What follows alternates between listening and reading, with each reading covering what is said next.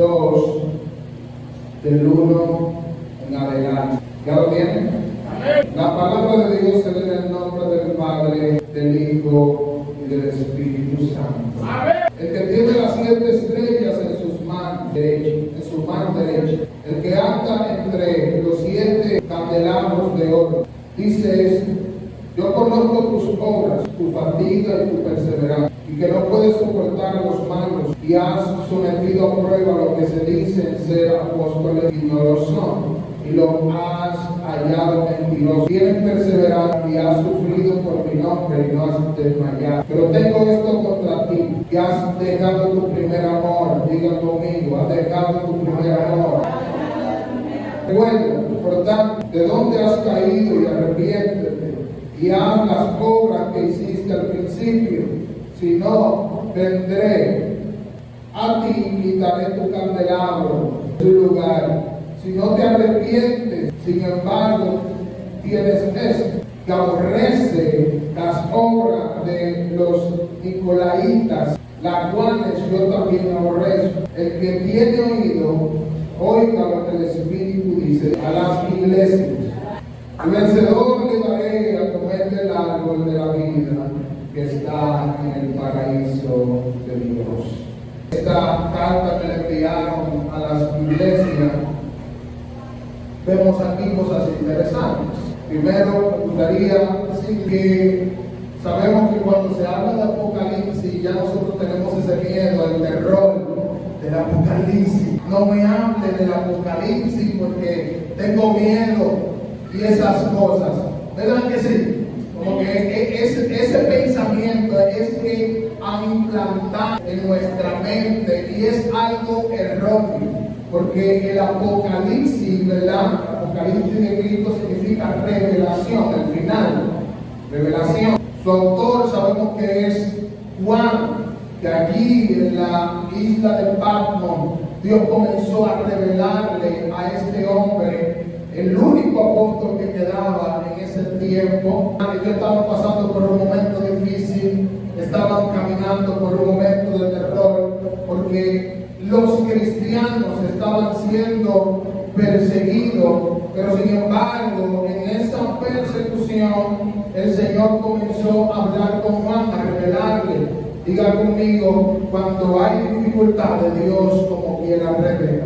Cuando hay dificultades, como quiera, Dios revela. Vemos que estas letras puntuales para que cada uno de nosotros pueda caminar correctamente sin perdernos en este camino. Porque en este camino nosotros encontramos con muchas cosas, encontramos muchos obstáculos y sin darnos cuenta podemos desviarnos de donde nosotros comenzamos. Tiene las 7 estrellas en su mano derecha. ¿Qué significa las estrellas del Apocalipsis? Bueno, significa que son los que dirigen la iglesia, los pastores, los ángeles que dirigen la iglesia. Las 7 estrellas dice que la tiene en sus manos. O sea, que los pastores están en las manos del Señor.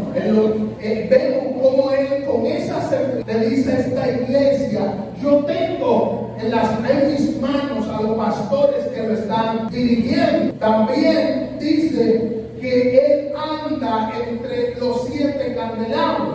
¿Qué significa esto? Las 7 iglesias. Cuando vemos allí, comenzamos a definir, vemos que las estrellas, que son los pastores que Él tiene en la mano, y con los candelabros significa la iglesia. Pero, ¿por qué Jesús comenzó así? Allí había una estatua de por lo menos 15 metros de altura. Eso viene siendo 5 plantas hacia arriba. Imagínense esa altura, una estatua grande en esta ciudad. ¿Qué pasa con esta estatua? Que cada persona que iba ya tenía que adorarlo, porque este emperador, ¿verdad?, se decía él mismo que era Dios, que era hijo de Dios, que es soberano. Entonces cada una de las personas que se encontraba allá tenía que adorar. Pero en medio de esa situación vemos que la iglesia de Éfeso, como él comenzó a decirle aquí: yo conozco tus obras, tu fatiga y tu perseverancia. En medio de esa situación de paganismo, en medio ante esa presión que tenía la iglesia perseveraba. Mire qué bonito. La iglesia se mantenía firme en lo que creía, en lo que le enseñó el apóstol Pablo. Cuando vemos el que levantó esta iglesia fue el apóstol Pablo, cuando hizo un viaje allá que dejó al ministro obispo Timoteo. Cuando usted va a Éfeso, usted lee que es Timoteo que dirige esta obra, que fue el apóstol Pablo, que duró aproximadamente 2 años, que le enseñó bien, lo fundamentó bien en la palabra, y en medio de toda esa presión, la iglesia permanecía, a pesar de que se sentía fatigada. Porque imagínese que usted esté dirigiendo algo y en medio de ese algo haya mucha presión. ¿Cómo usted se sentiría? Usted se sentiría incómodo, ¿verdad? Se sentiría mal, se fatigaría. Entonces, esta iglesia, a pesar de que esta comunidad adoraba a dioses paganos, ellos como quiera permanecían en su doctrina. Vemos aquí que Domiciano no era fácil, porque cada año ellos se trasladaban a un lugar para festejar una fiesta donde se hacían muchísimas cosas que iban en contra de la moral, en contra de los principios y valores. Pero esta iglesia siempre se mantuvo firme. Yo sé que también Monte de Sion se mantendrá firme, ¿verdad? Y vemos aquí que una iglesia viva, ¿qué hace? Permanece. Diga conmigo, permanece. Una iglesia viva permanece a pesar de la fatiga, a pesar de su entorno, que esté malo, que esté bien. Ellos siempre permanecen enfocados. Vemos aquí que él también, Jesús le dice a la iglesia de Éfeso, y que no puede soportar a los humanos. Vemos cómo esta iglesia siempre se mantenía constante, dirigiendo, corrigiendo, ¿verdad? Jesús siempre comienza diciéndole las cosas buenas a la iglesia. Vemos que en cada una de esas cartas, de las 7 cartas que le enviaron a las iglesias, tiene la misma estructura. Comienza con el saludo, reconociendo su poderío, luego comienza diciendo las cosas buenas, y también vemos que más abajo comienza a corregir. Una iglesia tiene que saber cuál es el falso profeta y cuál es el verdadero. Una iglesia viva, una iglesia que mantiene el fuego de Dios, como le dijo el apóstol Pablo, mantén avivado ese fuego del don de Dios que hay en ti. Una iglesia viva, Monte de Sion, sabe quién está hablando disparate y quién está hablando cosas de verdad. Una gente sin fundamento es una ola que el mar o la brisa se lo lleva para adelante y para atrás, para el lado y para donde sea. Porque esa persona va a creer lo primero que le diga. ¿Por qué quise comenzar a hablar de esto, iglesia? Porque nosotros, Monte de Sion, tiene que mantenerse firme y tiene que mantenerse avivado en el fuego del don de Dios que fue entregado a nosotros. Gloria al Señor. En medio de este mundo lleno de ideología, quieren desviarnos, iglesia. Esta agenda mundial lo que quiere es hacer distorsionar lo que creemos de Cristo. Entonces, nosotros tenemos que afirmarnos bien en lo que el Padre ya nos dio en la Biblia. Ahí está todo. Si algo está en contra de esta palabra, es una persona que no está bien, y es una persona que nosotros no podemos escuchar. Usted no puede estar andando por ahí escuchando a todo el mundo. Jamás, jamás. Usted tiene que estar escuchando a Dios y a los líderes que le pusieron al frente. Gloria al Señor, que para algo Dios le puso un líder. Su líder nunca va a querer lo malo con usted. Y por eso Jesús le reveló a Juan para que le escribiera a todas las iglesias.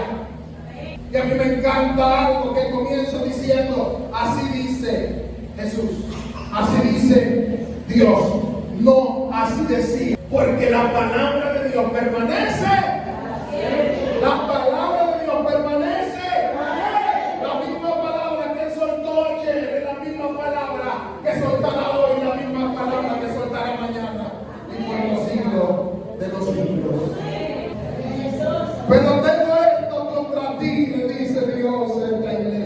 que has dejado tu primer amor. Pero hay un fallo aquí abajo que cualquiera dice, pero qué contradicción es que viene Dios o que viene Jesús. No hay contradicción, se lo voy a explicar ahora. Pero tengo esto contra ti, que has dejado tu primer amor. Recuerda, por tanto, de dónde has caído y arrepiéntete. Eso no es la iglesia que persevera y ha sufrido por el nombre de Cristo. Arrepiéntete y haz la obra que hiciste al principio. Si no, vendré a ti y quitaré tu candelabro de su lugar si no te arrepientes. ¿De qué tenía que arrepentirse esa iglesia? Si era una iglesia que perseveraba y sufría por su nombre.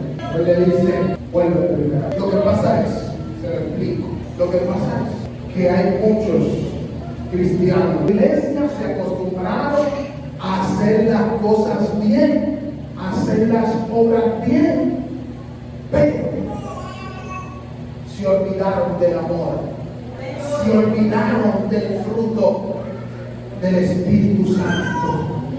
Se llama amor.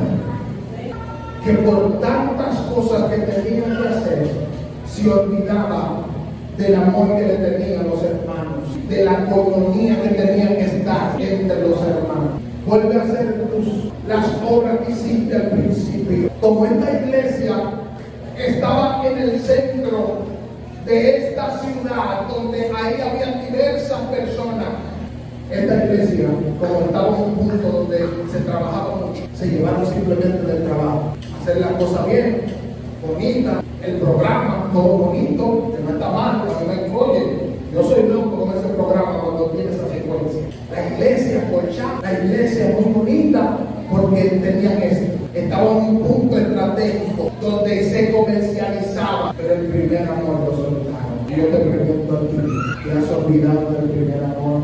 Cuando tú entraste al evangelio, ¿qué tú hacías para mantenerte con esa luz, con ese fervor haciendo el trabajo del Señor? ¿Qué tú hacías? Solo podíamos dar un ejemplo. Cuando dos personas se enamoran, están en noviazgo, usted ve que se llaman diario. Se escribe el diario, ¿cómo tú estás? Se regalan los mejores regalos. Buscar esto, buscar lo otro. Pero usted quiere ver cómo esa persona se enoja. Dejen de hacer todas esas cosas que usted decía al principio. De llevarle una cartita, mira mi amor, te la entrega el hombre más hermoso del universo para ti. ¿Sabe? Para mi esposa yo soy el más hermoso, ¿verdad, mi amor?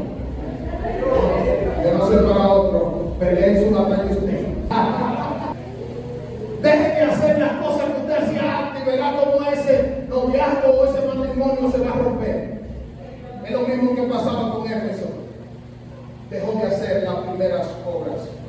Y usted sabe lo que le dice el Señor, vuelvo y se lo repito. ¿De dónde has caído y arrepiéntete? Y haz la obra que hiciste al principio. Si no, vendré a ti y quitaré tu candelabro. Te lo quitaré, o sea, te quitaré la luz que tú tienes. Dejarás de brillar delante de los demás. Eso es lo que significa esa luz del candelabro. Cuide esa luz, cuide ese fuego, cuide esas obras. Y verás cómo el Señor comenzará a trabajar con usted. Cómo el Señor hará cosas grandes con usted. Dice ahí abajo, sin embargo, tienes esto que aborrece las obras de los nicolaitas, las cuales yo también aborrezco. Mira lo estratégico que es Dios.